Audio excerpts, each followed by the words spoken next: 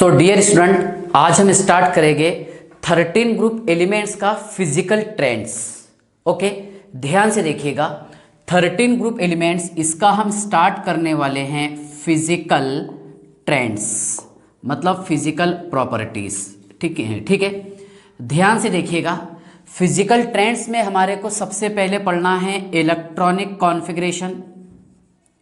Electronic configuration जो हम last lecture में पढ़े थे, यहां पर मैं आपको भी इसका शॉर्ट ट्रिक्स बता देता हूं। Okay, electronic configuration. Second topic रहेगा बेटा इसमें atomic and ionic radii. Second topic है एटॉमिक एंड आयोनिक रेडाई, ठीक है ना। थर्ड टॉपिक रहेगा इसमें ionisation, enthalpy, density, fourth, fifth melting point, boiling point, ऐसा पढ़ेंगे हम। ओके, तो ध्यान से देखिए। सबसे पहले समझ लेंगे हम इसका इलेक्ट्रॉनिक कॉन्फ़िगरेशन। 13 ग्रुप एलिमेंट्स है बेटा, बोरॉन, एल्यूमिनियम, गैलियम, इंडियम और थैलियम। 5, 13, 31, 49 और ये है बेटा 81। ओके, ये है 13 group elements, boron, aluminium, gallium, indium और थैलियम, ठीक है ना। बोरॉन ये सेकंड रो में है, तो इसका इलेक्ट्रॉनिक कॉन्फ़िगरेशन 2s2 2p1, मतलब इसका जनरल इलेक्ट्रॉनिक कॉन्फ़िगरेशन होता है बेटा ns2 np1। क्या होता है? ns2 np1। ध्यान से देखना है आप सभी को, ns2 np1, ठीक है ना। तो देखिए हेलियम है ना, noble gases, helium, neon, argon, krypton, xenon और रेडॉन।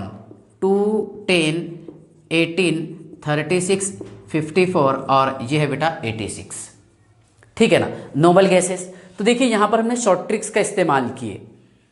एल्यूमिनियम से पहले वाला कौन सा नोबल गैस आएगा सर? नियॉन आएगा, 10 इलेक्ट्रॉन हो गए यहां पर। 3s2 3p1। ओके, गैलियम से पहले आएगा आर्गॉन, और डी का जब इस्तेमाल करते हम n-1 इस्तेमाल करते, याद होगा ना, n-1 इंटू डी, ठीक है, मतलब 3d 10, 4s2 और 4p1। ध्यान से देखिए बेटा, 18, 10, 28, 30 और 31, 31, ठीक है ना। इसके बाद देखिए इंडियम के नीचे कौन से वाला आएगा? क्रिप्टॉन, बराबर ना। आर्गॉन क्या आएगा? Krypton noble gases. इंडियम से पहले वाला नोबल गैस है Kr, 36, 4d10, 46, okay, 5s2 n-1, समझ में आया ना, नंबर ऑफ शेल, और 5p1। ओके सर, इसके लिए हम नोबल गैस यूज करेंगे जेनॉन, और जेनॉन का एटॉमिक नंबर है 54। यहाँ पर 4f14, 5d10, 6s2 और 6p1। काउंट कर लीजिए आप, 54 प्लस 14 कितना? 68, 78, 80 और 81, ठीक है ना। ये इसका शॉर्ट ट्रिक सभी को आता होगा। देखिए कौन सा? 13 group elements, boron, aluminium, gallium, indium और थैलियम, ठीक है ना। ये ट्रिक्स मैंने आपको इसलिए बताया, इनर्ट पेयर इफेक्ट आपको समझाना है, और शील्डिंग इफेक्ट क्या होता है उसका डिटेल स्टडी करना है, ठीक है ना। यहां तक के समझ गया। सेकंड पॉइंट ध्यान से देखिएगा बेटा, एटॉमिक रेडाई। देखिए डाउन द ग्रुप जाने पर आमतौर पर ऐसा होता है, ध्यान से देखिएगा, डाउन द ग्रुप जाने पर, ठीक है ना, एटॉमिक रेडाई और आयोनिक रेडाई इंक्रीज होता है, ठीक है ना। तो ध्यान से देखिए, सबसे पहले हम बात कर लेते हैं एटॉमिक रेडाई की। ओके, ट्रेडिशनल मेथड ये है कि डाउन द ग्रुप जाने पर, down the group, okay, group में नीचे जाने पर एटॉमिक रेडाई और आयोनिक रेडाई इंक्रीज होता है। लेकिन इसमें कुछ एक्सेप्शन हैं, और वो एक्सेप्शन क्यों आए वो मैं आपको डिटेल समझा देता इनर्ट पेयर इफेक्ट के थ्रू। ओके, ध्यान से देखिए, सबसे ज्यादा रेडियस रहेगा बेटा, हम मान लेते हैं, देखिए बोरॉन से लेकर के थैलियम तक के जाएंगे हम, तो एटॉमिक और आयोनिक रेडाई इंक्रीज होगा, नो डाउट, ठीक है। सबसे कम रेडियस रहता बोरॉन का, उससे थोड़ा सा ज्यादा गैलियम और एल्यूमिनियम। लग रहा आपको ऐसा? किसका ज्यादा होना चाहिए था सर? यहां पर ज्यादा होना चाहिए था गैलियम का। क्यों होगा वो रीजन आपको ध्यान से देखना है। गैलियम, ठीक है, बोरॉन, गैलियम, एल्यूमिनियम, ठीक है ना। आगे फिर इंडियम, ओके, और थैलियम। क्या रहेगा? Thallium due to screening effect. तो पहले हम बात कर लेंगे स्क्रीनिंग इफेक्ट और फिर इनर्ट पेयर इफेक्ट की। ठीक है, ये हो गया इसका करेक्ट ऑर्डर। और अगर हम आयोनिक रेडाई की बात करेंगे बेटा, आयोनिक रेडाई, ओके, M+1 और M+3, ओके, यहाँ पर मतलब ये जो हमने 13 ग्रुप एलिमेंट्स यूज़ किए हैं जिसका ऑक्सीडेशन स्टेट +1 और +3 होता, ठीक है ना, तो इसका आयोनिक रेडाई ये डाउन द ग्रुप जाने पर इंक्रीज होगा, डाउन द ग्रुप जाने पर इंक्रीज होगा, नो डाउट, क्योंकि शेल साइज इंक्रीज हो रहा। थोड़ा सा एक्सेप्शन आपको कहाँ पर दिखाई दिया सर? यहाँ पर हमारे को एक्सेप्शन दिखाई दिया गैलियम में। गैलियम का एटॉमिक रेडाई कम होता है as compare to aluminium due to screening effect, काई की वजह से स्क्रीनिंग इफेक्ट, और या फिर इनर्ट पेयर इफेक्ट। तो इनर्ट पेयर इफेक्ट दोनों चीज़ें आपको समझाना है। तो तीसरा पॉइंट ध्यान से देखिएगा, अभी हम डिस्कस कर लेते हैं थोड़ा सा ऑक्सीडेशन स्टेट का। ऑक्सीडेशन स्टेट ध्यान से देखिए बेटा, बोरॉन, एल्यूमिनियम, गैलियम, इंडियम और थैलियम, ओके। देखिए मतलब 13 ग्रुप एलिमेंट्स का ऑक्सीडेशन स्टेट आमतौर पर कितना होता है? +3। डाउन द ग्रुप जाने पर ध्यान से देखना है आपको, यहाँ से पॉइंट, यहाँ से कंसेप्ट आता है इनर्ट पेयर इफेक्ट का, ठीक है। डाउन द ग्रुप जाने पर स्टेबिलिटी कम होती है। देखिए डाउन द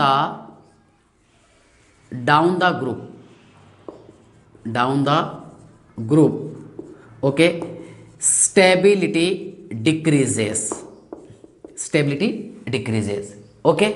अगर हम आपको बोले क्या BF3 और TlCl3 इसमें ज़्यादा स्टेबल कौन सा है? तो आप बोलेंगे सर ये मोर स्टेबल है, ओके, और ये लीस्ट स्टेबल। क्यों है वो अपने को रीज़न समझना है, समझ में आ रहा है? किंतु परंतु भी समझना है अपने को। देखिए BF3 है ना, इसका ट्राई हालाइट है ना, +3 ऑक्सीडेशन स्टेट बताया इसने, बोरॉन ने, किसके साथ में? हैलोजन के साथ, ओके। फ्लोरीन का ऑक्सीडेशन स्टेट -1, 3 बोरॉन के लिए +3 आता, ठीक है ना। तो ऐसा ही अगर हम Tl क्या थैलियम Cl3 की बात करेंगे तो ये लीस्ट स्टेबल होता है। लेकिन अगर हम बात करेंगे बेटा +1 ऑक्सीडेशन स्टेट की, किसकी? +1 ऑक्सीडेशन स्टेट की, तो डाउन द ग्रुप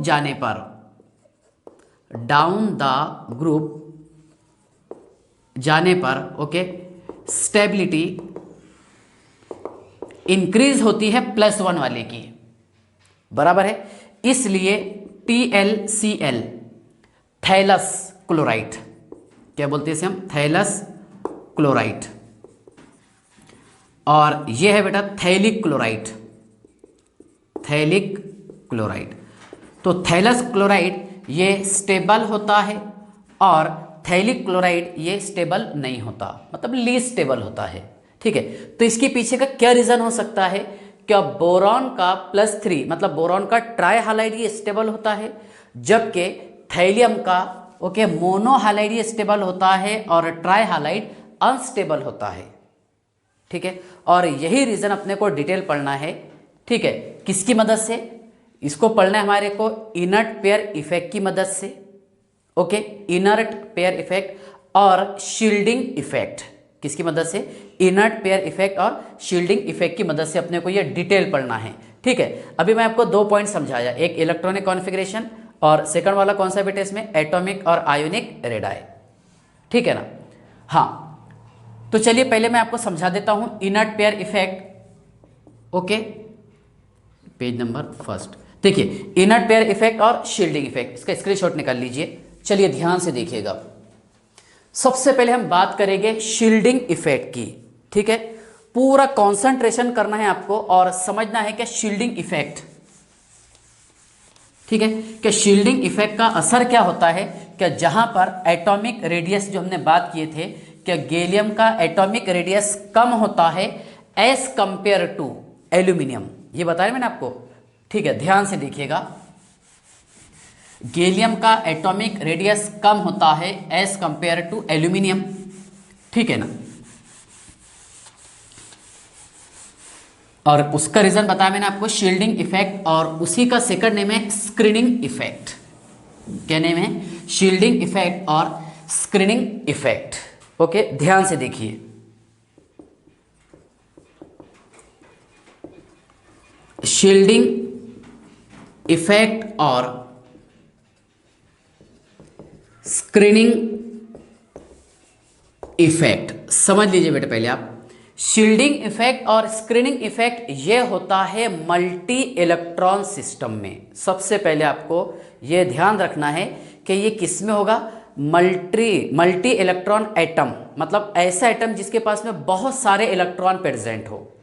ठीक है ना, किस में होता है ये होता है सर मल्टी इलेक्ट्रॉन एटम, ऐसा एटम जिसके पास बहुत सारे इलेक्ट्रॉन प्रेजेंट हो, उसमें शील्डिंग इफेक्ट होता है। ठीक है ना, मान लीजिए ये हमने आपको बताया है न्यूक्लियस, न्यूक्लियस पर क्या होता है, न्यूक्लियर चार्ज। ओके, इसके अराउंड में है बेटा ये शेल, क्या है, शेल, और शेल में प्रेजेंट है बेटा इलेक्ट्रॉन्स। ध्यान से देखिएगा, बड़ा मजा आएगा आपको समझने के बाद, ऊट पटांग नहीं पढ़ने का इसमें, जिस मेथड से मैं आपको पढ़ा रहा ऐसे ही पढ़ना। ठीक है, मोर देन सफिशिएंट है समझने के लिए शेल का साइज। ओके, और एक शेल ले लेते चलिए। अब यहां से आपको समझ में आ जाएगा ये भी कि शील्डिंग इफेक्ट और स्क्रीनिंग इफेक्ट ये एटॉमिक रेडियस के कैसा डायरेक्टली प्रोपोर्शनल होता, किसके, एटॉमिक रेडियस के। ओके, देखिए बेटा, first shell, second shell, third, fourth, है ना।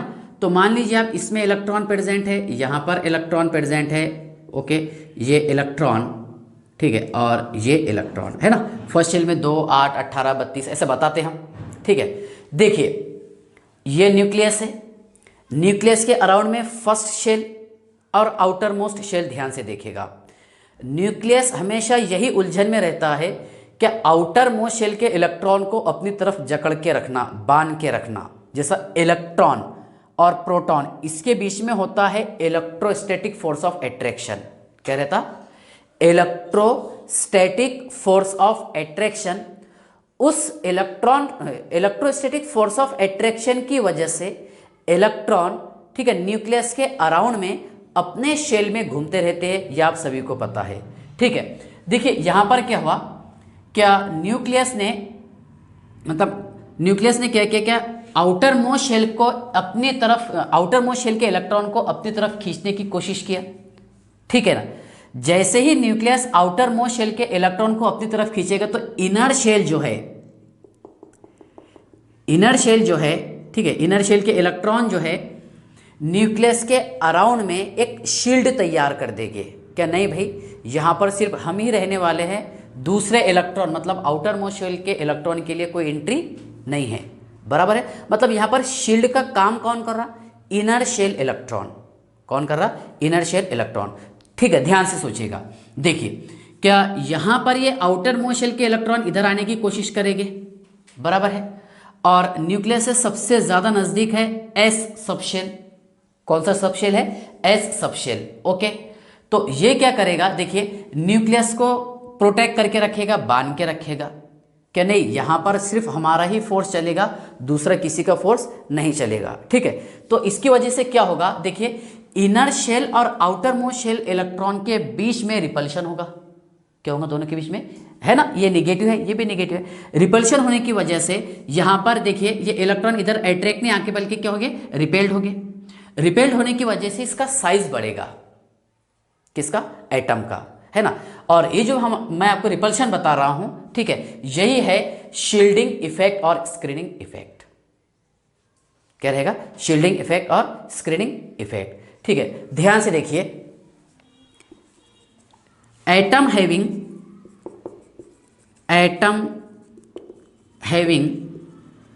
Many electrons. ओके, एटम के पास बहुत सारे इलेक्ट्रॉन हैं। ठीक है, ध्यान से देखिए, इनर शेल ऑफ एटम, देखो inner shell of atom provided shield between nucleus, बराबर है, किसकी किसके बीच में बोला मैंने आपको, nucleus and outer most shell of electron, बराबर है ना। क्या प्रोवाइड करे, शील्ड प्रोवाइड कर रहा, ठीक है। देखिए atom having many electron, inner shell of atom provided shield between nucleus and outer most shell of electron, therefore inner and outer shell electron repelled to each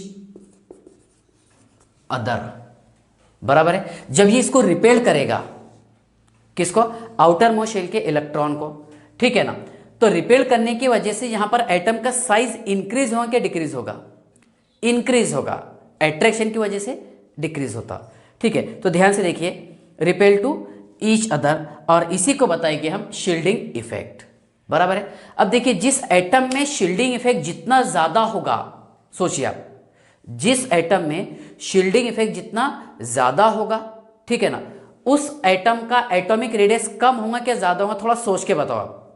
increase होगा ना, increase, repulsion बढ़ रहा है, यहां पर रिपल्शन बढ़ रहा मतलब एटॉमिक साइज इंक्रीज हो रहा। सो यह लिखते हैं ऐसा SE means shielding effect, okay. Shielding effect is directly proportional to the atomic radii, okay.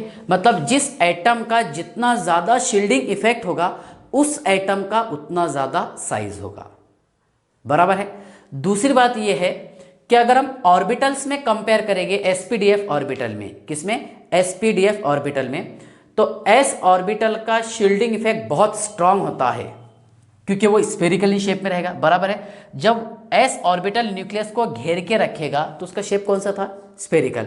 Spherical होने की वजह से रिपल्शन ज्यादा होगा, रिपल्शन ज्यादा होगा मतलब s ऑर्बिटल का, बराबर है ना, स्क्रीनिंग इफेक्ट सबसे ज्यादा होता, याद रखेंगे, s ऑर्बिटल का स्क्रीनिंग इफेक्ट सबसे ज्यादा होता। ध्यान से देखिए, मैं आपको ऑर्डर के साथ बताता हूं, s फिर p फिर d और फिर f, ठीक है। d और f का बहुत ही कम होता है पुअर शील्डिंग इफेक्ट, ठीक है। ध्यान से देखिए, s and p orbital have strong shielding effect, ठीक है, और d एंड f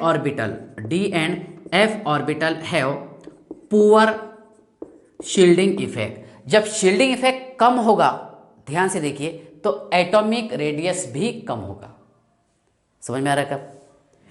अच्छा, ये मतलब सबसे ज्यादा s ऑर्बिटल का ही शील्डिंग इफेक्ट क्यों होता है, देखिए क्यों, क्योंकि s ऑर्बिटल ये स्फेरिकल शेप में होता है, बराबर है। शील्डिंग इफेक्ट जो है ये डिपेंड किस पर रहेगा, शेप पर, है ना। तो s ऑर्बिटल का शेप कौन सा है, स्फेरिकल। p ऑर्बिटल का कौन सा है, डम्बेल शेप। देखिए s का है बेटा spherical in shape, p orbital का कौन सा है, डम्बेल शेप। d ऑर्बिटल थोड़ा सा और ज्यादा एक्सपांड हो जाएगा, that is double dumbbell shape. कौन सा रहता, डबल डम्बेल शेप, है ना, d ऑर्बिटल, ठीक है। 4 फोल्डेड होता है बेटा ये, और f ऑर्बिटल क्या होता है, 8 फोल्डेड, बराबर है। जब यहां पर फोल्डिंग ज्यादा बढ़ जाएगा, 8 फोल्डेड हो जाएगा, तो उसका शील्डिंग इफेक्ट कम हो जाता, बराबर है। मतलब इसका मीनिंग क्या हो रहा, देखिए, क्या d और f ऑर्बिटल के लिए आउटर मोस्ट शेल का इलेक्ट्रॉन जो है मतलब इनर शेल की तरफ इजीली आ सकता। किसका इलेक्ट्रॉन बोला मैंने आपको, d और f ऑर्बिटल का। s ऑर्बिटल का आउटर मोस्ट शेल का इलेक्ट्रॉन इधर अभी नहीं आएगा, क्यों, क्योंकि यहां पर देखिए s ऑर्बिटल का शेप कौन सा बताया मैंने आपको, स्फेरिकल इन शेप, ठीक है। ध्यान से देखना आपने, जो मैंने आपको पहली बात बताया था, क्या गैलियम का एटॉमिक रेडियस कम होता है एल्यूमिनियम से, किससे कम बताया मैंने आपको, एल्यूमिनियम से, ओके। ध्यान से देखिए बेटा, और रिजल्ट बताया मैंने आपको इसका शील्डिंग इफेक्ट, ठीक है। यहां पर तो क्या होगा, देखिए पहले मैं बोरॉन की बात कर लेता हूं, बोरॉन, ओके। एटॉमिक नंबर कितना है, 5 है सर इसका, 1s2 2s2 और 2p3, ठीक है ना, 2 4 5, ठीक है। ये 1s 2s और ये 2p, ओके। ध्यान से देखिएगा क्या होगा इसमें, पहले बोरॉन से हम शुरुआत करते हैं, ओके। बोरॉन में क्या होगा, देखिए बेटा, क्या जब ये आउटर मोस्ट शेल का इलेक्ट्रॉन मतलब 2s का इलेक्ट्रॉन इनर शेल की तरफ आने करेगा, तो ये 1s के इलेक्ट्रॉन जो है 2s के इलेक्ट्रॉन को रिपेल्ड करेंगे। किसको रिपेल करेंगे, 2s। ये कहां पर हो रहा है बेटा, ग्राउंड स्टेट पर, जो पढ़ते हैं ना ग्राउंड स्टेट, एक्साइटेड स्टेट, देखिए कैसा आता, ठीक है। जब ये 2s का इलेक्ट्रॉन न्यूक्लियस के नजदीक आएगा, न्यूक्लियस के करीब आएगा, ठीक है ना, तो 1s का इलेक्ट्रॉन 2s के इलेक्ट्रॉन को अट्रैक्ट नहीं करेगा, because s orbital is spherical in shape and which has strong shielding effect, बराबर है। इसका शील्डिंग इफेक्ट ज़्यादा होने की वजह से ये क्या करेगा, क्या एस के इलेक्ट्रॉन को रिपेल करेगा, है ना। जब इसको रिपेल करें तो इसका एक इलेक्ट्रॉन एंटर हो जाता है बेटा पी ऑर्बिटल में। किस में एंटर हो जाएगा, पी ऑर्बिटल में। ऐसा देखिए जिसे हम एक्साइटेड स्टेट बताएंगे। ये 1s है, ये 2s1 और ये है बेटा 2p1, 2s1 और 2p2 हो जाएगा यहाँ पर, किस में, एक्साइटेड स्टेट में। मतलब यहाँ का ये जो इलेक्ट्रॉन है, ठीक है, कहाँ पर आने की कोशिश की है इसने, न्यूक्लियस के नज़दीक, मल्टी इलेक्ट्रॉन में होगा ना, जहाँ पर इलेक्ट्रॉन जो है 3 4 5 6 7 8 हो, उसमें शील्डिंग इफेक्ट अप्लाई होता, ठीक है।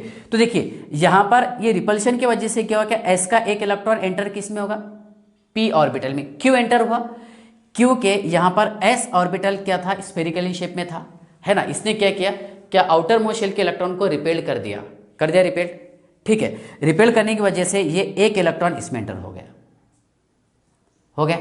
इसलिए बोरॉन के पास में अनपेड इलेक्ट्रॉन कितने होंगे बेटा, 3, और 3 अनपेड इलेक्ट्रॉन होने की वजह से बोरॉन 3 इलेक्ट्रॉन का लॉस कर सकता है। इसलिए इसका ऑक्सीडेशन स्टेट कितना आता है, +3। फिर भी इसमें एक ऑर्बिटल वैकेंट है ना। और हमने हाइब्रिडाइजेशन में ये पढ़े कि vacant orbital do not take part in hybridisation, लेकिन यहाँ पर हाइब्रिडाइजेशन का कंसेप्ट भी रॉन्ग हो जाएगा, क्योंकि आगे मैं इसी एग्जांपल लेने वाला हूँ कि जहाँ पर वैकेंट ऑर्बिटल भी हाइब्रिडाइजेशन में टेक पार्ट होंगे, प्रूफ करके बताऊँगा आपको, ठीक है ना। ये समझ में आ गया ऐसा क्यों हुआ, यह हुआ है सर स्ट्रॉन्ग शील्डिंग इफेक्ट की वजह से। किसकी वजह से, स्ट्रॉन्ग शील्डिंग इफेक्ट, ठीक है। अब हम बात कर रहे थे, ध्यान से देखिए, गैलियम और एल्यूमिनियम की। आगे चले गए थे, थोड़ा रिवर्स आते, लेकिन समझाना जरूरी है। देखिए ध्यान से आप, एल्यूमिनियम, ओके, एटॉमिक नंबर 13 है सर, ये नियॉन हमने यूज किए, ओके। इसके बाद देखिए बेटा 3s2 और 3p1 और 3d अभी 0 है, 3d आएगा ना, शेल सेम है तो अभी तो 0 इलेक्ट्रॉन है, मानते हम। 2 इलेक्ट्रॉन, यहाँ पर 1 इलेक्ट्रॉन, ठीक है बेटा, और इसमें कितने अभी 1 2 3 4, 0 इलेक्ट्रॉन, बराबर है। अब अगर हम गैलियम की बात करेंगे, ध्यान से देखना आपने गैलियम में क्या होता। देखिए एटॉमिक नंबर कितना है इसका, 31, इलेक्ट्रॉनिक कॉन्फ़िगरेशन AR, और हम आमतौर पर ऐसे लिखते, अगर आपको याद आ रहा होगा, क्या 4s2 3d10 और 4p1 ऐसे लिखा जाता था ना। ऐसे लिखो चाहे ऐसे लिखो, सेम बात है। चलिए सेम लिखता हूं, नो डाउट। देखिए 3d10 और 4s2, अब यहां पर आपको ऑब्जर्व करना है, ठीक है। देखिए क्या होगा, क्या d ऑर्बिटल का शील्डिंग इफेक्ट पुअर होता है, किसका, d ऑर्बिटल का। जब d ऑर्बिटल का शील्डिंग इफेक्ट पुअर होगा तो ये s के इलेक्ट्रॉन को इतना स्ट्रांगली रिपेल नहीं कर पाएगा जैसा बोरॉन ने किया। यहां पर समझ में आ रहा है क्या, जैसा एल्यूमिनियम ने किया, एल्यूमिनियम करेगा ना। एल्यूमिनियम का कौन से वाला बोलो बेटा, इसमें 1s2 2s2 2p6, देखिए 2s और 2p जितना स्ट्रांगली 2s ने रिपेल किया है 3s को, उतना स्ट्रांगली ये रिपेल नहीं कर पाएगा। क्यों, क्योंकि इसमें d ऑर्बिटल कंप्लीटली फील्ड है, बराबर है। और अगर d ऑर्बिटल कंप्लीटली फील्ड हो, बराबर है, अगर किसी एटम में d ऑर्बिटल प्रेजेंट हो, ठीक है, तो उसका शील्डिंग इफेक्ट वीक हो जाता। शील्डिंग इफेक्ट वीक होने की वजह से क्या होगा, देखिए कि ये न्यूक्लियस से नजदीक आने लगेगा। कौन, 4s का इलेक्ट्रॉन। जब 4s का इलेक्ट्रॉन न्यूक्लियस से नजदीक आएगा तो उसका साइज बढ़ेगा क्या कम होगा, कम होगा सर, कम होगा ना। क्यों कम होगा, समझ में आ गई, क्योंकि यहाँ पर 3d ऑर्बिटल फील्ड है, और 3d का शील्डिंग इफेक्ट स्ट्रॉन्ग है क्या वीक है, वीक अगर शील्डिंग इफेक्ट हो तो एटॉमिक रेडियस भी डिक्रीज होता ना, क्योंकि शील्डिंग इफेक्ट के डायरेक्टली प्रोपोर्शनल है। जितना ज़्यादा शील्डिंग इफेक्ट उतना ज़्यादा एटॉमिक रेडियस, मतलब उतना ज़्यादा साइज रहेगा एटम का, बराबर है ना। तो यहाँ पर देखिए ये d ऑर्बिटल कंप्लीटली फील्ड होने की वजह से, बराबर है, गैलियम का देखिए 3d ऑर्बिटल ये बेटा कंप्लीटली फील्ड होता है, ओके, कंप्लीटली फील्ड। और कंप्लीटली फील्ड होने की वजह से, ठीक है ना, इसका शील्डिंग इफेक्ट, SE लिखता हूं मैं शॉर्ट में, समझ जाएंगे आप। शील्डिंग इफेक्ट ये पुअर होता है, और अगर पुअर शील्डिंग इफेक्ट होगा तो एटॉमिक रेडियस ये डिक्रीज होता। समझ में आया क्या, हम डायरेक्ट पढ़ लेते थे। देखिए कैसे पढ़ते थे क्या गैलियम का एटॉमिक रेडियस एल्यूमिनियम से कम होता है, लेकिन किंतु परंतु नहीं पढ़ते थे। अब मैं आपको किंतु परंतु बताया कि इसको कैसा पढ़ना है। समझ में आ गया क्या रीजन है इसका? Shielding effect. जितना ज़्यादा शील्डिंग इफेक्ट होगा उतना ज़्यादा एटॉमिक रेडियस होता है सर, बराबर है। इसमें कोई डाउट है क्या? ठीक है, तो अभी मैं सिर्फ कितने पॉइंट एक्सप्लेन किया? देखिए, पहला पॉइंट एक्सप्लेन किया एटॉमिक और ionic electronic configuration. Second atomic and ionic radii. Third बताया मैंने आपको ऑक्सीडेशन स्टेट। ठीक है, अभी ऑक्सीडेशन स्टेट भी समझाना बाकी है, जिसमें +3 जो स्टेबल वाला आता, देखिए ये शील्डिंग इफेक्ट है उसका रीजन, बराबर है ना। क्यों रिपेल करा इसने? देखिए, क्योंकि 2s का इलेक्ट्रॉन क्या चाह रहा था, इनर शेल की तरफ आना चाह रहा था, 1s की तरफ, तो इसने इसको रिपेल कर दिया, धक्का दे दिया। धक्का देने की वजह से क्या हुआ कि इसका जो इलेक्ट्रॉन की जोड़ी थी, है ना, एक इलेक्ट्रॉन ट्रांसफर हो गया अगले p ऑर्बिटल में, that is vacant p orbital, बराबर है। और यहाँ पर बोरॉन 3 इलेक्ट्रॉन को लॉस करके बॉन्ड बनाता है, दैट इज +3 वाला मोर स्टेबल। समझ में आ रहा है क्या? सही है ना। मतलब बोरॉन का +3 वाला जो ऑक्सीडेशन स्टेट है वो मोर स्टेबल होता है। क्या क्या हो सकता है इसका रीजन? शॉर्ट में तो हम ऐसा बोल सकते हैं ड्यू टू शील्डिंग इफेक्ट, लेकिन शील्डिंग इफेक्ट रियल ये है, ये बताया मैंने आपको। क्या यहाँ पर देखिए क्या होगा, क्या इसके और इसके बीच में रिपल्शन होगा। रिपल्शन होने की वजह से ये एक इलेक्ट्रॉन यहाँ ट्रांसफर कर दिए हमने। ठीक है, कितने अनपेड इलेक्ट्रॉन हो गए? 3 हो गए सर अनपेड इलेक्ट्रॉन। और 3 अनपेड इलेक्ट्रॉन होने की वजह से ये, ठीक है, इसका ऑक्सीडेशन स्टेट कितना रहेगा? +3, मतलब 3 इलेक्ट्रॉन ये लूज कर सकता। समझ में आ रहा? और थैलियम का मैंने आपको +1 वाला मोर स्टेबल बताया, वो भी समझाना है, और उसी में समझाना है आपको इनर्ट पेयर इफेक्ट। ठीक है ना। तो पेज नंबर 2, इसका स्क्रीनशॉट निकाल लो बेटा जल्दी से। ठीक है, हाँ, ध्यान से देखिए,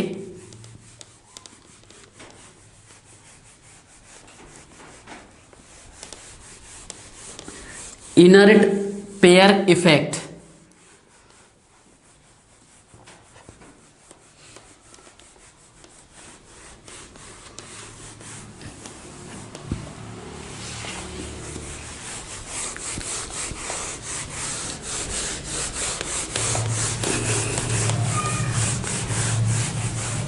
ठीक है, ध्यान से देखिए, इनर्ट पेयर इफेक्ट या फिर Y Ti+1 is more stable, ठीक है, and BF3 means B+3 is more stable. क्या उसका रीजन हो सकता है? तो ध्यान से देख लो, इनर्ट पेयर इफेक्ट। इनर्ट का तो मीनिंग आपको पता है, ये हो जाता है इनएक्टिव, मतलब केमिकल रिएक्शन में टेक पार्ट नहीं होगा। और पेयर बोले तो 2 इलेक्ट्रॉन। देखो एनालिसिस कैसा कर रहा है मैं इसका, इनर्ट पेयर इफेक्ट, बराबर है, मतलब 2 इलेक्ट्रॉन इसके इनएक्टिव हो जाएंगे, ये मीनिंग हो रहा है इसका। सोचो आप थोड़ा सा, इनर्ट पेयर इफेक्ट, बराबर है, 2 यूनिट इसकी इनएक्टिव होती है। जैसे मैंने आपको बताया ना कि 13 ग्रुप एलिमेंट्स का ऑक्सीडेशन स्टेट +3 भी होता है और +1 भी होता है। 2 यूनिट का फर्क आ रहा है यहां से यहां पर। देखिए कैसा आता है, 1 मिनट ध्यान से देखना इधर देखो। हमने बोरॉन लिखे बेटा और एक लिखे हैं थैलियम, है ना, इसका 81 है ना एटॉमिक नंबर, और जेनॉन यूज करके 4F14 5D10, ओके, 6S2 और 6P1।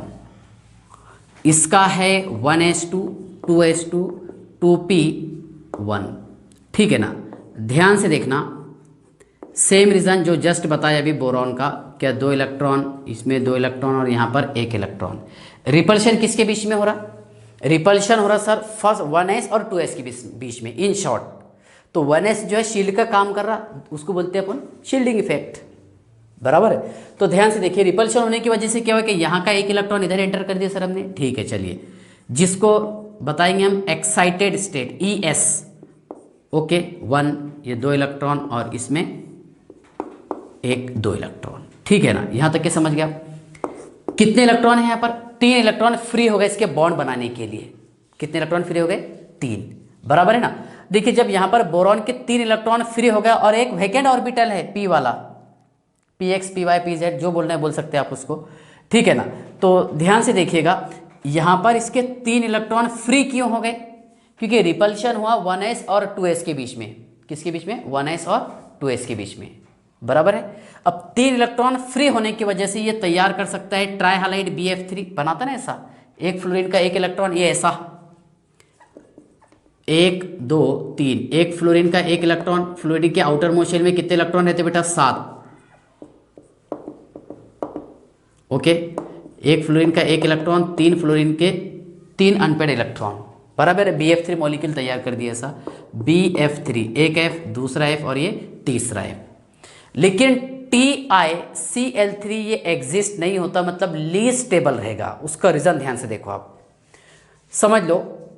देखो यहां पर क्या होगा, क्या ये जो आउटर मोस्ट शेल का इलेक्ट्रॉन है, मतलब 6s का जो इलेक्ट्रॉन है ना, इस इलेक्ट्रॉन को खींचने की कोशिश करेगा न्यूक्लियस, क्योंकि इसके पास में कौन सा चार्ज है, न्यूक्लियर चार्ज है। कौन सा चार्ज, न्यूक्लियस, बराबर ना।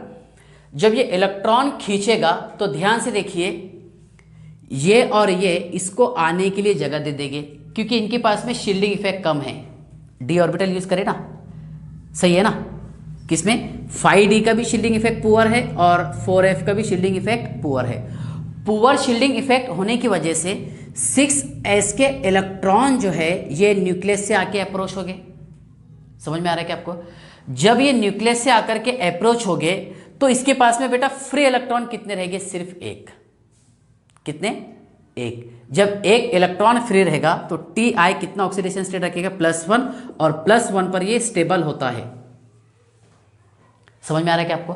क्या रीजन है इसका, ड्यू टू शील्डिंग इफेक्ट, है ना। अब ये जो 2 इलेक्ट्रॉन इनर्ट शेल में आ रहे हैं इसे बोलते हैं हम इनर्ट पेयर इफेक्ट।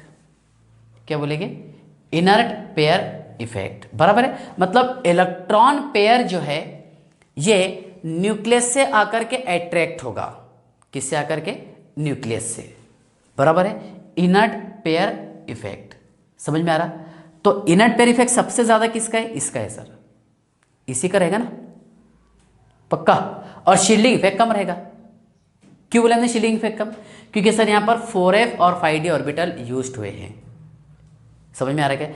इसलिए डाउन द ग्रुप अगर हम जाएंगे 13, 14, 15, 16, 17, 18 ग्रुप में, ठीक है, तो वहां पर आपको 2-2 यूनिट का डिफरेंस बताया मैंने इससे पहले के लेक्चर में। जैसा बोरॉन में +3 के साथ साथ +1 भी बताया था, कार्बन फैमिली में +4 के साथ साथ +2 भी बताया। 2-2 इलेक्ट्रॉन ही जाएंगे ना, इलेक्ट्रॉन की जोड़ी आएगी। ओके, उसके बाद में नाइट्रोजन फैमिली में +3, ये +5, +3, +1 भी हो सकता, +5, +3, +1 और -1 भी बताया, -3 बताया आपको, ठीक है। और अगर हम 16 ग्रुप एलिमेंट्स की बात किए तो +6 तो रहेगा, मैक्सिमम ऑक्सीडेशन स्टेट है ना, ग्रुप नंबर -10, तो +6, उसी के साथ साथ 4, 2, सही है। और अगर हम 17 की बात करेंगे तो आउटर मोस्ट शेल में 7 इलेक्ट्रॉन, तो +7 के अलावा कौन कौन सी बताता, +5, +3, +1। ओके, और नोबल गैसेस की देखिए बेटा, +8 के अलावा +6, +4, +2 भी बताता, ठीक है ना। तो चलिए ध्यान से देखिए, तो ये आपको समझ में आ गए होंगे Ti+1 ये ज़्यादा स्टेबल क्यों होता है, क्योंकि सिर्फ इसका एक ही इलेक्ट्रॉन फ्री होता है। कितने इलेक्ट्रॉन फ्री हो गए इसके, एक, बराबर है। इसलिए TiCl ये स्टेबल होता है, ओके, और TlCl3 ये अनस्टेबल होता है। क्यों, क्योंकि ये इलेक्ट्रॉन किससे आकर के अप्रोच हो रहा, न्यूक्लियस से नजदीक आ रहा, बराबर है ना, मतलब फ्रीली अवेलेबल नहीं हो रहा। इसलिए हम बार बार पढ़ते हैं कि +3 oxidation state down the group है ना, इसका स्टेबिलिटी हमेशा डिक्रीज होता बेटा, बराबर है। और +1 की अगर हम बात करेंगे, है ना, +1 down the group stability increase होता। समझ में आ रहा है क्या? जैसा बोरॉन का +1 जो है ये स्टेबल नहीं हो सकता, पता होगा आपको, ये सेम रीजन है, क्योंकि रिपल्शन हो रहा है ना इसके बीच में। यहां पर हुआ कि रिपल्शन नहीं हुआ सर, यहां पर हुआ है अट्रैक्शन। क्या हुआ यहां पर, अट्रैक्शन। और इसी इफेक्ट को बता देंगे हम inert pair effect.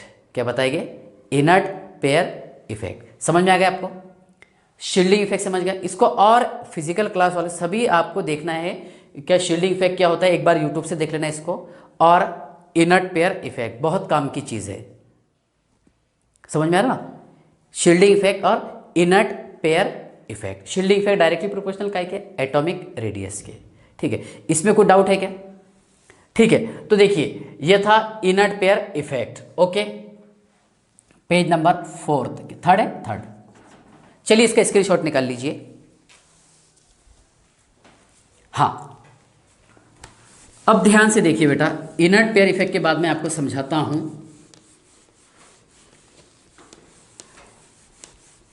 Electronegativity, ionisation enthalpy, मतलब हमने कितने पॉइंट्स पढ़े अभी? फर्स्ट पढ़े हमने electronic configuration, second atomic and ionic radii, third वाला टॉपिक पढ़े हमने कौन से वाला? Just oxidation state.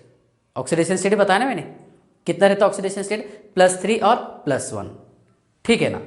इसके बाद ध्यान से देखिए, +3 +1, फोर्थ वाला टॉपिक समझाता मैं आपको, डेंसिटी, फिर melting point,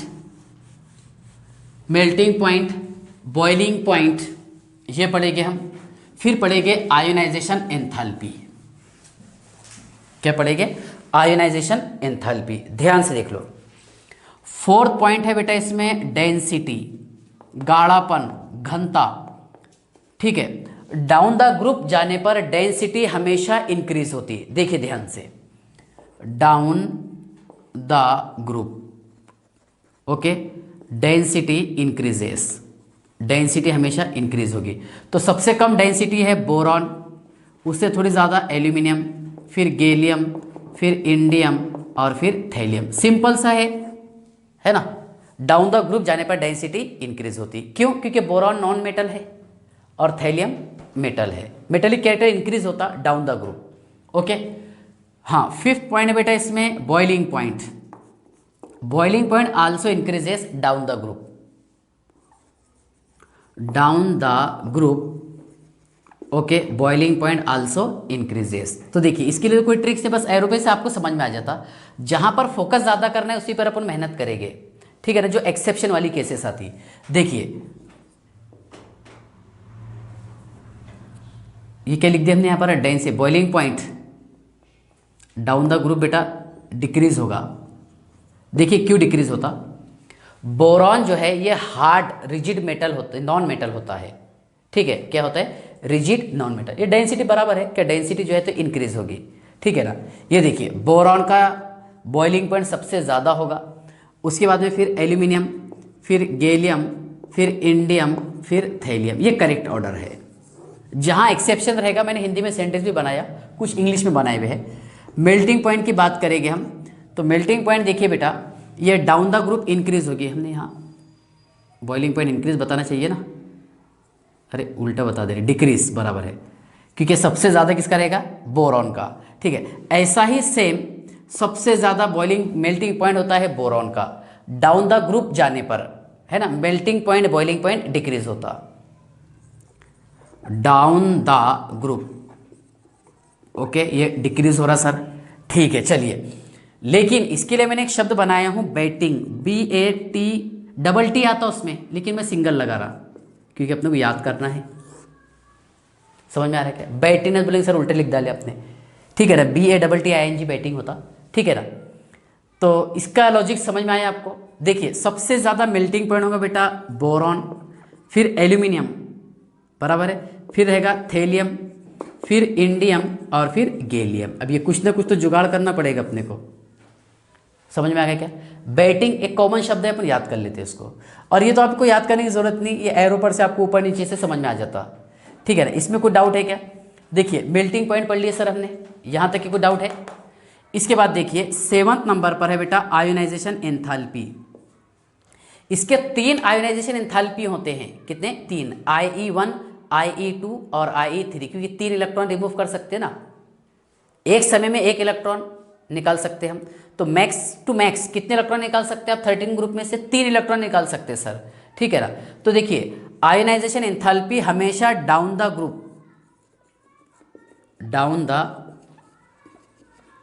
group, okay, down the group decrease होता, ठीक है ना। देखिए आयोनाइजेशन एंथैल्पी हमेशा डाउन द ग्रुप डिक्रीज होता। इसमें एक्सेप्शन वाले भी है, वो मैं आपको बताता, ध्यान से देखना है। देख लो, ये हमारे को पता है क्या, एटॉमिक रेडियस के ये इन्वर्सली प्रोपोर्शनल होता है आयोनाइजेशन एंथैल्पी। एटॉमिक रेडियस के इन्वर्सली प्रोपोर्शनल होता है आयोनाइजेशन एंथैल्पी। ओके, अब इसको आपको फोकस करना है। अगर एटॉमिक रेडियस ज़्यादा हो तो आयोनाइजेशन एंथैल्पी कम होगा। समझ में आ रहा है क्या? ध्यान से देखो, क्या बोला मैंने आपको? अगर एटॉमिक रेडियस ज़्यादा हो तो आयोनाइजेशन एंथैल्पी कम होगा, ठीक है, और एटॉमिक रेडियस कम हो तो आयोनाइजेशन एंथैल्पी ज़्यादा होगा। तो सबसे छोटा साइज, स्मॉल साइज होगा बेटा बोरॉन का। किसका? बोरॉन। अब इसको बहुत सारे लोग एक्सेप्शन बोल के पढ़ा देते, मैं आपको प्रूफ करवा के देता। देखिए कैसा आएगा इसका आयोनाइजेशन एंथैल्पी कम। सारे IE1, IE2, IE3 same order है। भले हम ये मानते हैं, देखिए क्या IE1 फर्स्ट आयोनाइजेशन एंथैल्पी से ज़्यादा होती है, सेकंड आयोनाइजेशन एंथैल्पी उससे ज़्यादा होती है थर्ड। ओके, जिसे हम सक्सेसिव आयोनाइजेशन एंथैल्पी कहते हैं। क्या बोलेंगे? सक्सेसिव आयोनाइजेशन एंथैल्पी, है ना, फाइनल वाली सबसे ज़्यादा रहेगी। ठीक है, याद रखेंगे आप। जैसा मान लीजिए मैंने यहाँ पर लिखा हूँ बेटा बोरॉन, तो एक इलेक्ट्रॉन निकालेंगे B पॉजिटिव प्लस 1 इलेक्ट्रॉन, इसके लिए एनर्जी कम लगेगी, है ना, इसके लिए एनर्जी लगता है 801, ठीक है ना। उसके बाद देखिए B+1 से एक इलेक्ट्रॉन निकालेंगे हम, तो B di positive plus 1 mole of electron. मान लेते हैं हम इसके लिए आयोनाइजेशन एंथैल्पी लग रहा है 1800, लगभग अप्रॉक्स लिख रहा मैं, ऐसा कुछ याद नहीं है इसकी चीज़ें, ठीक है ना। उसके बाद देखिए B+2 से कन्वर्जन होगा B+3 में, ओके, +1 मोल ऑफ इलेक्ट्रॉन, ठीक है, इसके लिए पकड़ लेते हैं हम 2500। ऐसे एग्जाम्पल बता रहा आपको समझने के लिए। तो कहने का मीनिंग ये है, देखिए इसको हम डायरेक्ट इन शॉर्ट ऐसा लिखते हैं क्या बेटा, B का कन्वर्जन हो गया सर B+3 में +3 मोल ऑफ इलेक्ट्रॉन, है ना। और ये जो स्टेप बाय स्टेप प्रोसेस हो रहा, इसे कहते हैं हम सक्सेसिव आयोनाइजेशन एंथैल्पी। क्या बोलेंगे इसको? Successive ionisation enthalpy. तो थर्ड वाली सबसे ज़्यादा रहेगी, सेकंड वाली से कम, फर्स्ट वाली सबसे कम। समझ में आ गया यहाँ तक के? क्यों? क्योंकि देखिए जब इलेक्ट्रॉन यहाँ से निकल जाएगा तो वहाँ पर एटम का साइज रिड्यूस होगा, और एटम का साइज अगर रिड्यूस होगा तो वहाँ पर अट्रैक्शन बढ़ जाएगा न्यूक्लियस के साथ में। न्यूक्लियस के साथ अगर अट्रैक्शन बढ़ जाएगा आउटर मोस्ट शेल के इलेक्ट्रॉन का, ठीक है ना, तो उस इलेक्ट्रॉन को रिमूव करना बहुत डिफिकल्ट टास्क होता, ठीक है। तो आगे चले गए थे हम रिवर्स आते हैं। देखिए तो सबसे ज़्यादा आयोनाइजेशन एंथैल्पी रहेगा बोरॉन का, बोरॉन की फैमिली में। उसके बाद में अचानक एक टॉपिक ये आ गया इसमें, देखिए डाउन द ग्रुप तो डिक्रीज होता, आमतौर पर हमने ट्रेडिशनल मेथड सर यही पढ़े हैं, डाउन द ग्रुप डिक्रीज होता। लेकिन बेटा देखिए बोरॉन फैमिली कौन सी है? बोरॉन, एल्यूमिनियम, गैलियम, इंडियम और थैलियम। ओके, इसके बाद में नंबर आया यहाँ पर थैलियम का। किसका? थैलियम का थोड़ा ज़्यादा है। ओके, उससे कम है बेटा इंडियम का, उससे कम है एल्यूमिनियम का, और सबसे कम है गैलियम का आयोनाइजेशन एंथैल्पी, ठीक है। अब इसको आपको ऑब्जर्व करना है कि सबसे कम क्यों रहेगा, ठीक है। ध्यान से देखिए, ये यहाँ पर आई थिंक AL आएगा और यहाँ पर IN आएगा, एक्सेप्शन वाली है ये, लेकिन इसको हम समझ के पढ़ेंगे। देखिए ऐसा क्यों होता होगा। बोरॉन का electronic configuration 1s2 2s2 2p1 है, और थैलियम में बेटा देखिए 4f14 5d10 6s2 6p1, okay. Aluminium में है बेटा 3s2 3p1, ओके। और उसके बाद में देखिए इंडियम में है ना, इंडियम में है 4d10 5s2 5p1, और गैलियम का है 3d10 4s2 4p1। देखिए यहाँ पर क्या होगा, देखिए मतलब यहाँ पर एटम का साइज तो छोटा है, बोरॉन के एटम का साइज छोटा है। अब एटम का साइज छोटा होने की वजह से न्यूक्लियर चार्ज ज़्यादा रहेगा, बराबर है। और न्यूक्लियर चार्ज अगर ज़्यादा होगा, ध्यान से देखिएगा, न्यूक्लियर चार्ज अगर ज़्यादा होगा तो इसके इलेक्ट्रॉन को रिमूव करना, निकालना बहुत डिफिकल्ट टास्क होगा। अब सवाल यह है कि इसका फिर आयोनाइजेशन एंथैल्पी थोड़ा सा कम क्यों है, बराबर है ना, मतलब इनसे क्यों ज़्यादा है। तो इसका रीज़न यह है बेटा, देखिए यहाँ पर इसका पुअर शील्डिंग इफेक्ट था, ठीक है। पुअर शील्डिंग इफेक्ट होने की वजह से देखिए इसका न्यूक्लियस के साथ में फोर्स ऑफ अट्रैक्शन ज़्यादा बढ़ गया। जब फोर्स ऑफ अट्रैक्शन ज़्यादा बढ़ जाएगा आउटर मोस्ट शेल के इलेक्ट्रॉन का, बराबर है, तो उसके इलेक्ट्रॉन को निकालने के लिए एनर्जी ज़्यादा रिक्वायर्ड होगी, बराबर है, मतलब उसके लिए आयोनाइजेशन एंथैल्पी ज़्यादा लगेगी। इस बेसिस पर सेकंड नंबर पर यह आता। समझ में आ गया क्या आपको? पुअर शील्डिंग इफेक्ट है। पुअर शील्डिंग इफेक्ट होने की वजह से स्ट्रॉन्ग फोर्स ऑफ अट्रैक्शन हो जाएगा किसके बीच में, 6s के बीच में और इनर शेल इलेक्ट्रॉन के बीच में। जब स्ट्रॉन्ग फोर्स ऑफ अट्रैक्शन होगा, है ना, क्योंकि न्यूक्लियस के पास में कौन सा अट्रैक्टिव पावर होता है न्यूक्लियस को, मतलब इलेक्ट्रॉन को खींचने के लिए, तो स्ट्रॉन्ग फोर्स ऑफ अट्रैक्शन होने के कारण इसकी वजह से इसका आयोनाइजेशन एंथैल्पी ज़्यादा हो जाता। किसका? थैलियम का। ये उसका रीज़न है। हालांकि ट्रेडिशनल मेथड से ये होना चाहिए था कि सबसे कम रहना था। समझ में आ गया आपको? तो बेटा ये 7th वाला पॉइंट था आयोनाइजेशन एंथैल्पी। 8 नंबर पर है इलेक्ट्रोनेगेटिविटी। 8 नंबर पर है सर इलेक्ट्रोनेगेटिविटी। ध्यान से देखिएगा, इलेक्ट्रोनेगेटिविटी भी आपको समझाना है।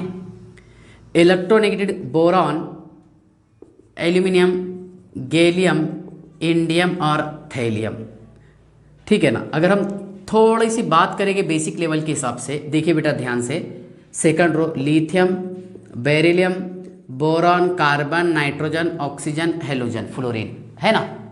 लेफ्ट टू राइट जाने पर इलेक्ट्रोनेगेटिविटी इंक्रीज होती पीरियड में, और डाउन द ग्रुप जाने पर डिक्रीज होती, ठीक है ना। देखिए एक ये ट्रेडिशनल मेथड है। इसका En की अगर हम बात करेंगे बेटा 1 है, इसका इलेक्ट्रोनेगेटिविटी सर 1 है, उसका कोई यूनिट नहीं रहता। फिर बाद में आप हाफ बढ़ा दो, सबको याद हो जाता। बोलो बेटा 1.5, 2, 2.5, 3, 3.5 और ये 4। और पूरे पीरियोडिक टेबल में सबसे ज़्यादा इलेक्ट्रोनेगेटिविटी कैरेक्टर रहता है सर फ्लोरीन का, यू नो वेरी वेल, है ना। और सबसे छोटा एटॉमिक साइज भी फ्लोरीन का होता है पूरे पीरियोडिक टेबल में। ओके, अब ध्यान से देखिए, तो इस ट्रेंड के हिसाब से मैंने आपको डायरेक्ट बता दिया कि इसका इलेक्ट्रोनेगेटिविटी 2 है। डाउन द ग्रुप डिक्रीज होता है, लेकिन देखिए यहाँ पर देखो सडनली डिक्रीज होगा, 1.5 का फर्क आ गया इसमें, मतलब 0.5 का, ठीक है। फिर बाद में धीरे धीरे इंक्रीज हो रहा 1.6, 1.7, 1.8। क्यों? क्योंकि इलेक्ट्रोनेगेटिविटी किसको बोलते हैं हम? Tendency to attract electron pair, electron की जोड़ी खींचने की कैपेसिटी को हम इलेक्ट्रोनेगेटिविटी कहते हैं, बराबर है।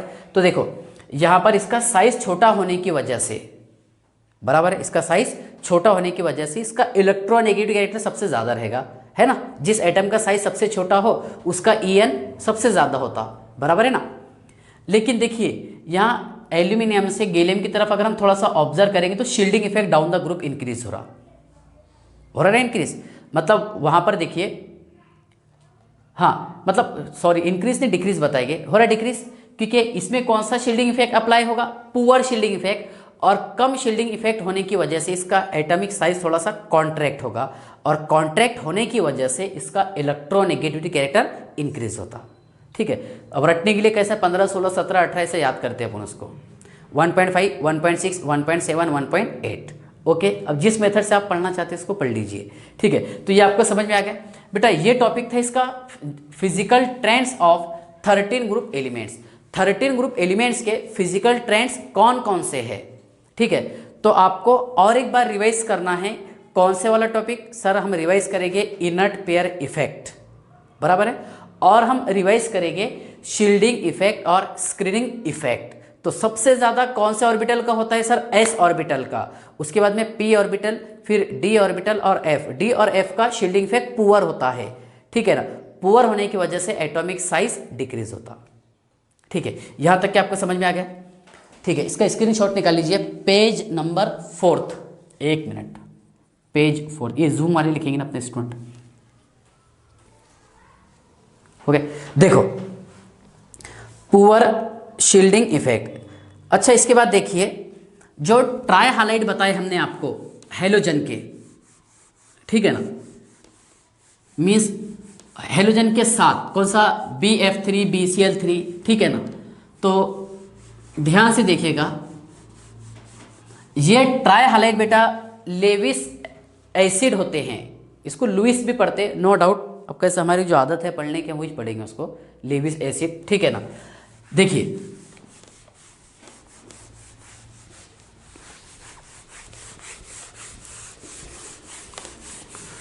इसमें मैं आपको समझा देता हूं कोऑर्डिनेट बॉन्ड क्या होता है। कोऑर्डिनेट बॉन्ड का डेफिनेशन क्या होगा, सारे डिटेल पॉइंट पढ़ लेंगे हम। ओके, देखिए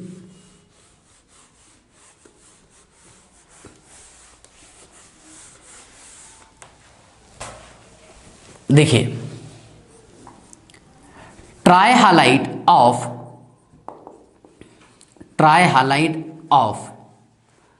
13 ग्रुप लाइक, ठीक है ना, BF3, ओके, AlCl3 ETC, जो फेमस वाली एग्जांपल है, act as a Lewis acid,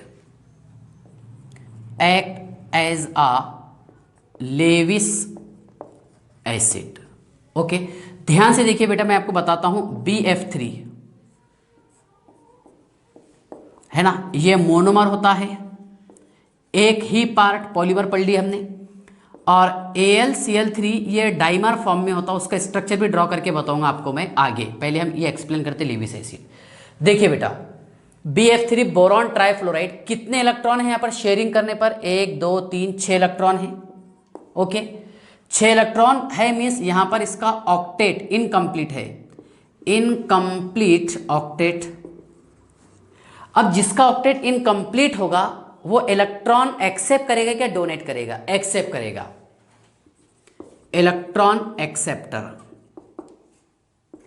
electron acceptor. BF3 6 electron होते हैं इसमें, है ना, शेयरिंग करने के बाद बोरॉन के पास में कितने इलेक्ट्रॉन है बेटा, 6 इलेक्ट्रॉन है, 6 इलेक्ट्रॉन। इसके बाद देखिए ऑक्टेट सर इसका इनकम्प्लीट है, और जिसका ऑक्टेट इनकम्प्लीट होगा वो इलेक्ट्रॉन पेयर एक्सेप्ट करेगा, और उसी को कहते हैं हम लेविस एसिड। ध्यान से देखिए, लेविस एसिड किसे बताएंगे हम, ऐसा सब्सटेंस जो किसी दूसरे सब्सटेंस से इलेक्ट्रॉन पेयर एक्सेप्ट करे। ध्यान से देखिएगा, the substance which is accepted of electron pair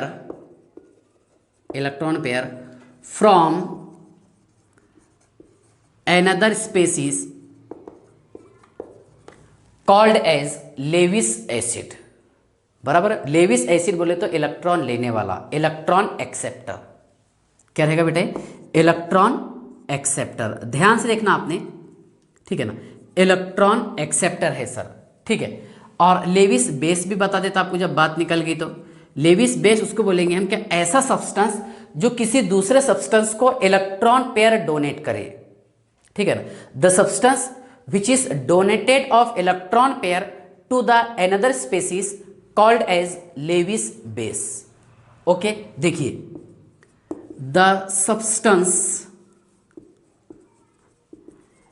which is donated of electron pair to the another species called as Lewis base। अब एक सिंपल मैं आपको एग्जांपल लेके बताता हूं बेटा, देखिए NH3 अमोनिया, इसके पास में इलेक्ट्रॉन की जोड़ी प्रेजेंट है, ओके, और यहां लिखे हमने BF3, ओके, बोरॉन ट्राइफ्लोराइड। अगर अमोनिया इसको इलेक्ट्रॉन की जोड़ी डोनेट करके बॉन्ड तैयार करता है, ओके, तो इसमें अमोनिया का भी ऑक्टेट कंप्लीट ही रहेगा, ठीक है ना, क्योंकि यहां पर इलेक्ट्रॉन की शेयरिंग होगी, और बोरॉन का भी ऑक्टेट कंप्लीट हो जाएगा, है ना, और ये दोनों मिलकर के कोऑर्डिनेट बॉन्ड बना देंगे। क्या बनाएंगे, कोऑर्डिनेट बॉन्ड। कोवेलेंट बॉन्ड का एक टाइप है ये कोऑर्डिनेट बॉन्ड, जिसे हम डेटिव बॉन्ड भी कहते हैं। देखिए बेटा, ये BF ये जो आपको बॉन्ड दिखाई दे रहा, इससे बोलेंगे बेटा हम कोऑर्डिनेट बॉन्ड। जो एटम इलेक्ट्रॉन डोनेट करता है ना, इसका टेल इधर बता देने का है ना, और इसका हेड इधर बता देंगे जिसको डोनेट किया। समझ में आ रहा है क्या? और कोऑर्डिनेट बॉन्ड और डेटिव बॉन्ड किसको बताएंगे हम? मतलब ऐसा बॉन्ड जो इलेक्ट्रॉन पेयर के शेयरिंग से तैयार होती है। जैसा कोवेलेंट बॉन्ड क्या रहता है, एक एटम का एक इलेक्ट्रॉन दूसरे एटम का एक इलेक्ट्रॉन, हम पढ़ते थे ना ऐसा, H एक हाइड्रोजन इसका एक इलेक्ट्रॉन, दूसरा हाइड्रोजन उसका एक इलेक्ट्रॉन, और आपस में शेयरिंग से जो बॉन्ड तैयार होता that is called as covalent bond. क्या बोलेंगे उसे हम? Covalent bond.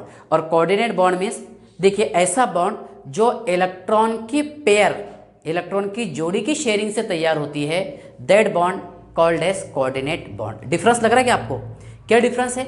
यहाँ पर एक एटम का एक इलेक्ट्रॉन और दूसरे एटम का एक इलेक्ट्रॉन, और कोऑर्डिनेट बॉन्ड में क्या रहेगा? एक एटम के दो इलेक्ट्रॉन और दूसरे एटम का जीरो इलेक्ट्रॉन। समझ में आ रहा ना? देखिए, द बॉन्ड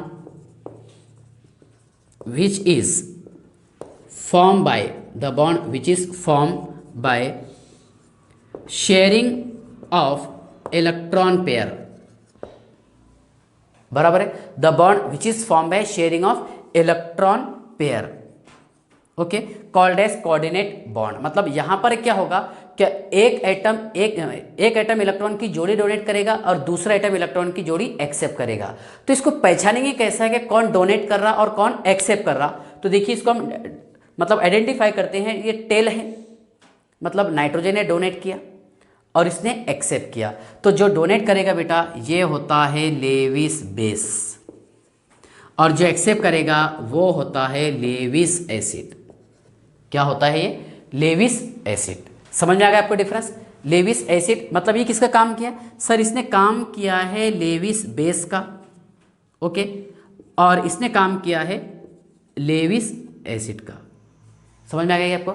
लेविस एसिड और लेविस बेस, ऐसा सब्सटेंस जो इलेक्ट्रॉन पेयर डोनेट करे उसे हम लेविस बेस कहते हैं, और ऐसा सब्सटेंस जो इलेक्ट्रॉन पेयर एक्सेप्ट करे उसे हम लेविस एसिड कहते हैं। क्या बोलेंगे इसको हम? Lewis acid. यही डिफरेंस है इसमें खास।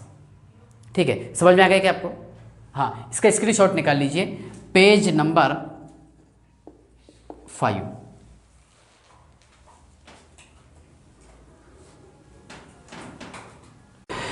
देखिए BF3 ये मोनोवैलेंट होता है, नो डाउट, लेकिन AlCl3 बेटा ये डाइवैलेंट होता है, ओके। दोनों भी कोऑर्डिनेट मतलब कोवेलेंट बॉन्ड तैयार करते हैं, कोवेलेंट नेचर में होते हैं, ओके, नो डाउट, ठीक है। लेकिन ये मोनोवैलेंट, जस्ट मैं आपको स्ट्रक्चर बताया। AlCl3 जो है ये डाइवैलेंट या फिर डाइमर है ना। मोनोवैलेंट की जगह पर अगर मोनोमर इस्तेमाल करेंगे तो बढ़िया रहेगा, मोनोमर, और ये क्या होगा बेटा? Dimer, okay. मोनोमर एक पार्ट्स और डाइमर दो पार्ट्स, ठीक है ना। और नेचर कौन सा होता है इसका? सर इसका नेचर होता है कोवेलेंट। कौन सा? कोवेलेंट। ध्यान से देखिए, हमने Al लिखे बेटा यहाँ पर, और ये एक Cl, दूसरा Cl और ये तीसरा Cl, okay. Al Cl Cl और ये Cl। ध्यान से देखना आप, ये डाइमर कैसा बना रहा। इसके पास में इलेक्ट्रॉन पेयर होती है, means lone pair of electron होते हैं।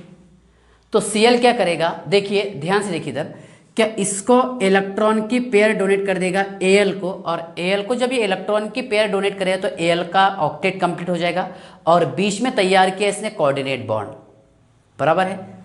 यहाँ पर भी सेम देखिए, ये इसको इलेक्ट्रॉन की पेयर डोनेट कर दे रहा Cl, किसको? Al को, और तैयार कर दिया इसने कोऑर्डिनेट बॉन्ड। Cl जो है ब्रिज बना दिया बिटवीन एल्यूमिनियम ने, बराबर ना। Cl ने क्या बनाया? ब्रिज बिटवीन एल्यूमिनियम, है ना। AlCl3 है डाइमर फॉर्म में, ये डाइमर फॉर्म इसका स्टेबल होता, याद रखना आपने, ठीक है। इसके बाद ध्यान से देखिएगा, ये जो एंगल आपको दिखाई दे रहा ये रहेगा बेटा 118 डिग्री। कितना? 118 डिग्री। Al और Cl का जो ब्रिज वाला डिस्टेंस है ये 221 pm है, यह है 206 pm पिकोमीटर, ठीक है ना। ये एंगल थोड़ा सा कम हो जाएगा, दैट इज 79, कितना?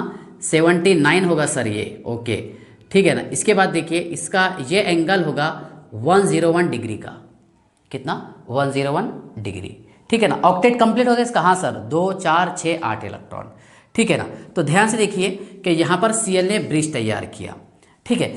इसके बाद में हम समझते हैं कि physical properties of 13 group elements, 13 group elements के फिजिकल प्रॉपर्टीज कौन कौन से है, ठीक है। ध्यान से देखिएगा, फिजिकल प्रॉपर्टीज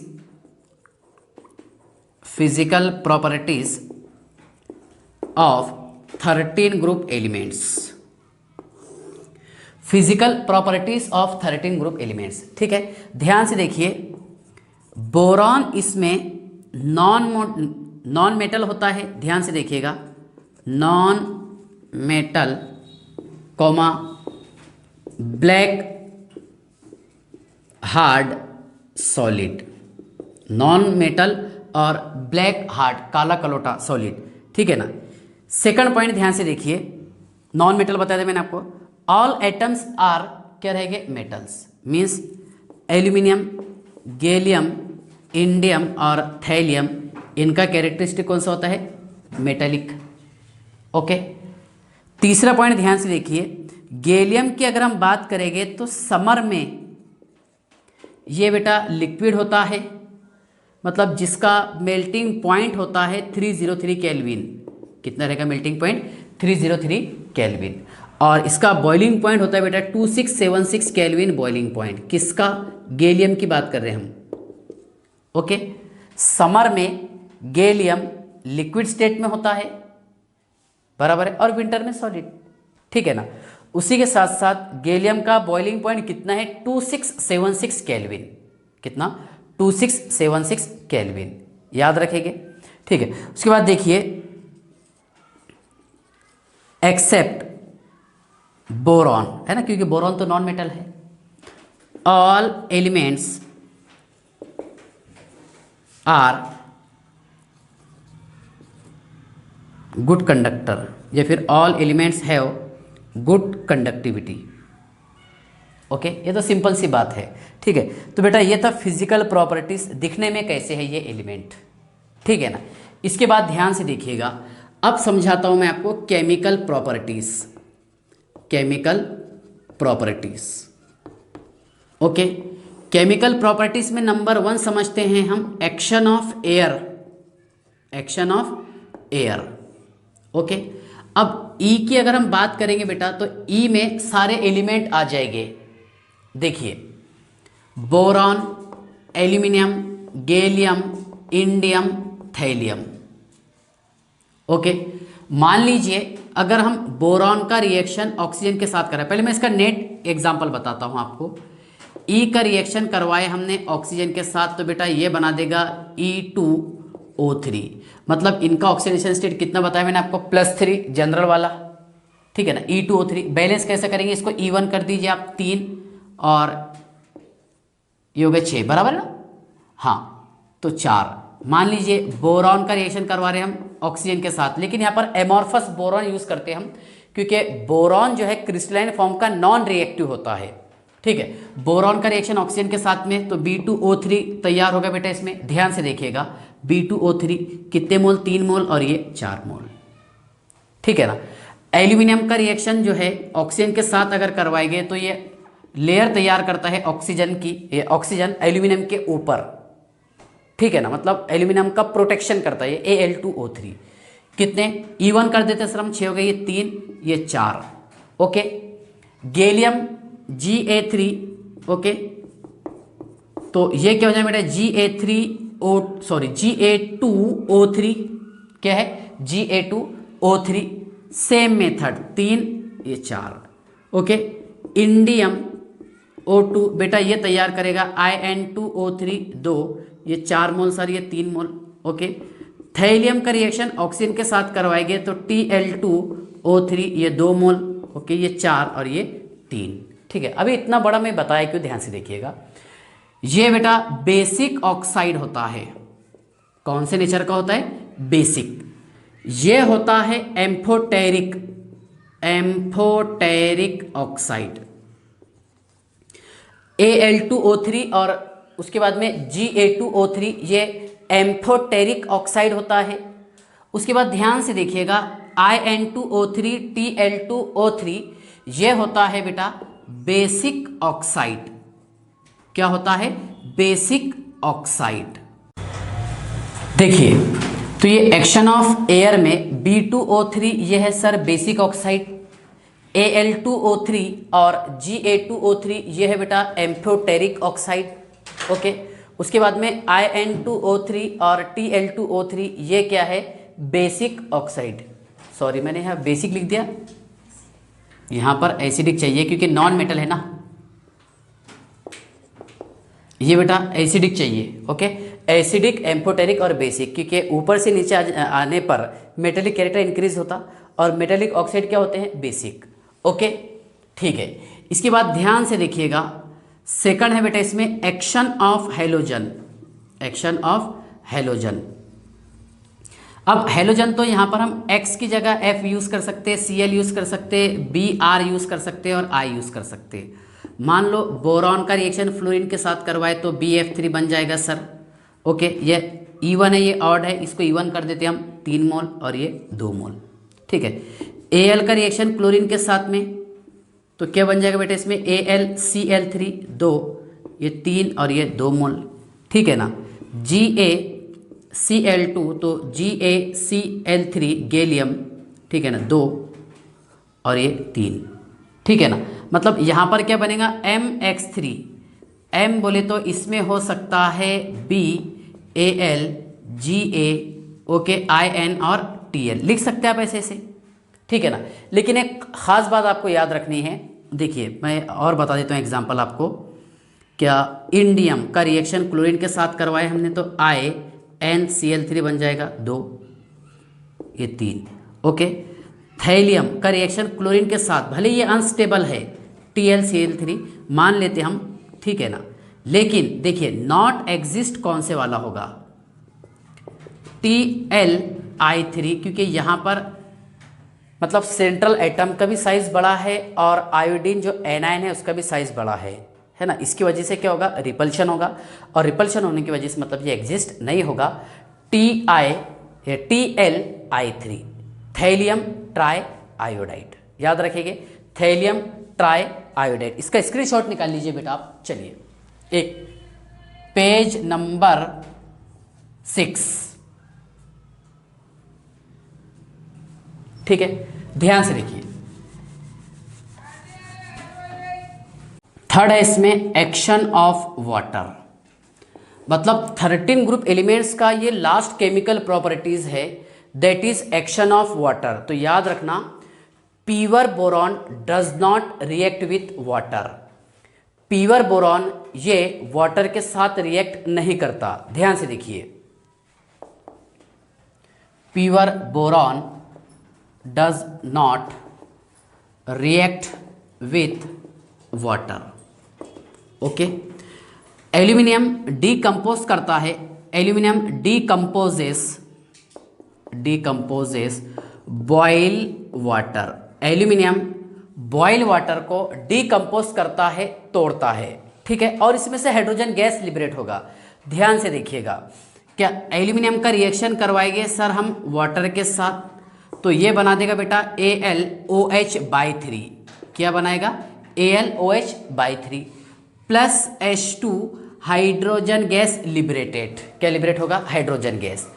इनके देखिए मान लीजिए अगर मैं यहाँ पर 3 मोल लिया बेटा तो 3 ऑक्सीजन बैलेंस हो जाएंगे, लेकिन हाइड्रोजन कितने यहाँ पर 6 है सर, ये 3 और इसको हम 3/2 कर देंगे।